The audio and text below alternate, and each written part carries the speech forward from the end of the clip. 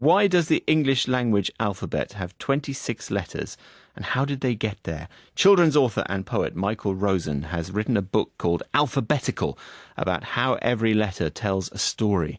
Parents around the world will possibly know him for a book that's had millions of children going on a bear hunt.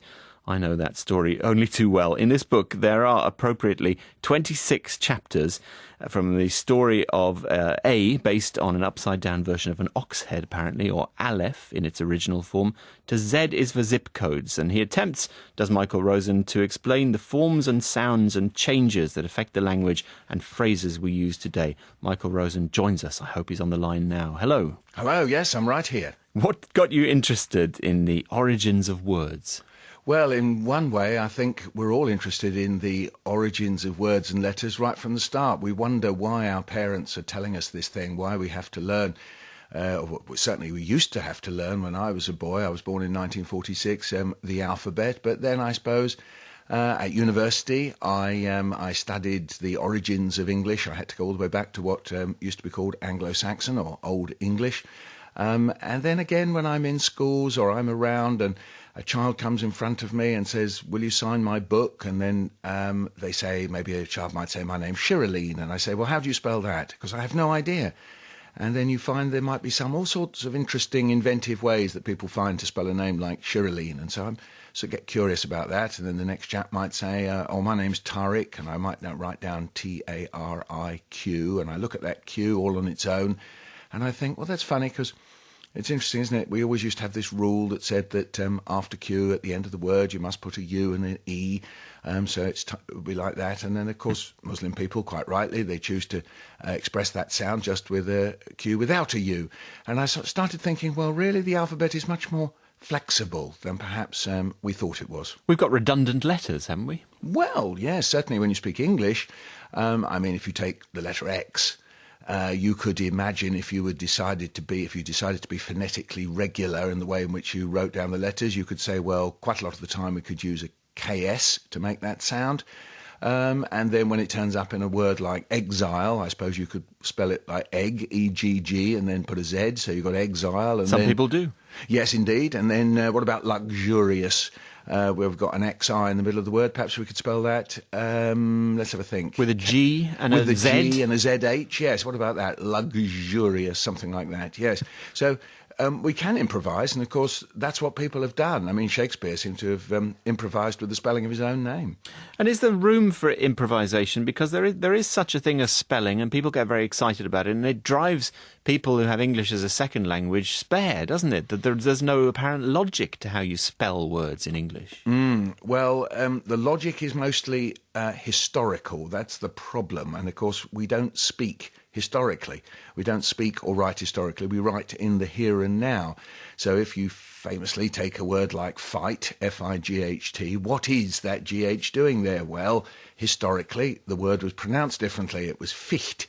And there used to be as in Chaucerian English. Exactly, and there used to be a letter called the yog that sometimes was used to express that sound. And then we had Norman scribes from France who said they didn't really like that yog very much, and so they said, why not write it with a G and an H? Well, that was fine as long as people were still saying ficht, but then, we ended up saying fight. No sound at all. But then sometimes you get meddlesome matties who come along and say, oh, well, if you're saying light spelled L-I-G-H-T, you should spell delight that way, which was a complete nonsense because that came into the language directly from French as delete, D-E-L-I-T-E. They just jammed in the GH just because they thought that it was the same as delight. So you get meddlesome matties who come along and try to reform what had strange historical reasons. I mean, people will be driven mad by the fact that we spell doubt, D-O-U-B-T, and that B came along because people decided that, the origins of the word were dubitare from the Latin. But again, you see, people don't speak in a particular way. If you've lost a B, like that, you've lost a B. It came via the French, in fact, of course. It was douter. So, yes, very strange things people do with spelling. Meddlesome Matty sounds like a phrase from one of your children's books. And how much has your interest in children's literature and poetry informed this book, the learning of ABC? Some of it, I would say more, it's the fact that I'm just very interested in language and languages. Yes, indeed, I always believe, put it this way, that in order to understand something, it's a good idea to play with it. And so I've got a little bit of playing in a section called Jokes and Nonsense, and then again at the end of the book, some people may know that in France there was a little group of people who called themselves Oulipo, Ouvroirs de la littérature potentielle. Good accent. And they were a little group of people who decided to play with the alphabet, and so I've got a section on the lovely old Oulipo gang. Michael, I was just wondering, what is your own view about spelling and grammar and all the rest of it? Because there are lots of different schools of thought. One is that we should be very flexible and open, and then there's another one which is slightly more dirigiste, if I may say so, to use that French phrase.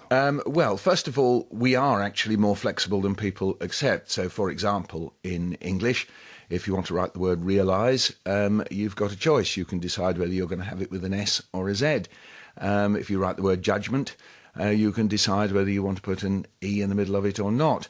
If you take punctuation, if you have a list, do you put a comma before the and when you get along to the end, or do you not? So there's a lot more flexibility than people sometimes accept. My view is there's something called standard written English, and that is, if you like, a kind of dialect.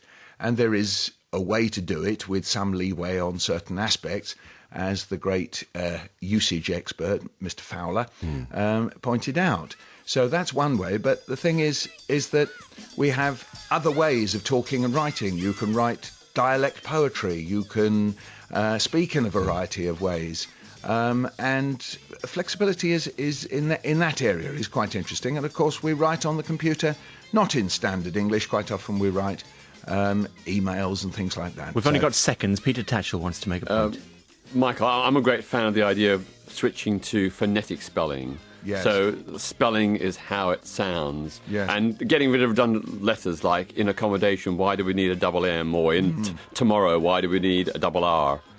Michael Rosen, you're not even going to get a chance to answer that, I'm afraid. It's an interesting point, then. Big thanks for coming on the programme. Well, thank you. Slightly cheaply, we end with the Jacksons, ABC. This is the World Service.